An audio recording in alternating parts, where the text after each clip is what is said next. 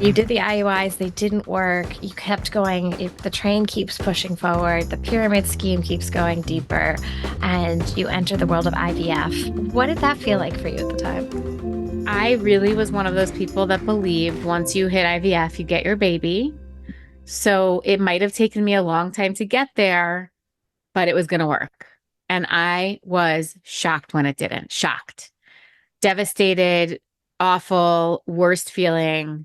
We had good results. I got good egg numbers. My husband's sperm was great. We fertilized fine. We made it to blast, no problem. We got genetically normal embryos, no problem. Like everything's going great. Textbook. We got 6 embryos and we were like, wow, if we wanted 6 kids, we could have 6 kids, you know? Yeah. And my first one failed and I was shocked, just shocked. I wanted answers. Nobody had any. Still nobody has any, but it was really, really hard, really hard. How do you, in that moment, how do you and your husband support one another? How do you support yourself? How do you navigate that disappointment that you just never saw coming, the kind of disappointment that just blindsides you? We, ironically, in that moment, and this is a very specific answer, and then I'll go a little broader. We got on a plane and went to visit friends. We were just like, we need to get out of this environment. And, you know, we had a restaurant that we went to when we got bad news, IVF bad news.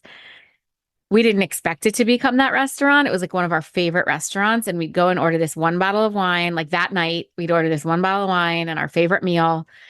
And we thought, you know, this is our favorite place and we want to keep it our favorite place. And then it became like our bad news place. Every time we got bad news, we'd go there and order that same bottle of wine and that same meal. And it became kind of funny and kind of a joke. And we both really did work to find the humor in things. It got a little bit easier along the way. The first time it really didn't.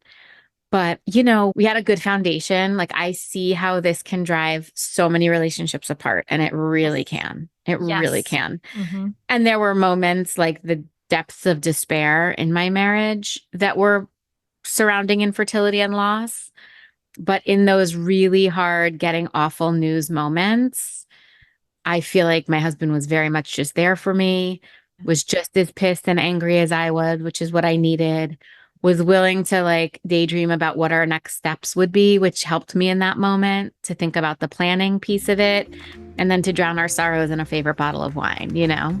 Hi, I hope you loved this little excerpt of Stork'd, the podcast where we talk about all things family building and families. This was a little taste of the bigger episode. We call it a Stork'd Munchkin. If you love what you heard, I highly encourage you to check out the full episode wherever you listen to podcasts. You can also find it on the Stork'd website at storkdpodcast.com. If you're in the process of building your own family or exploring what family means to you and you want to stay up to date on all relevant topics related to family building, don't forget to subscribe to our newsletter. It's called Let's Start a Family and it is found on Substack.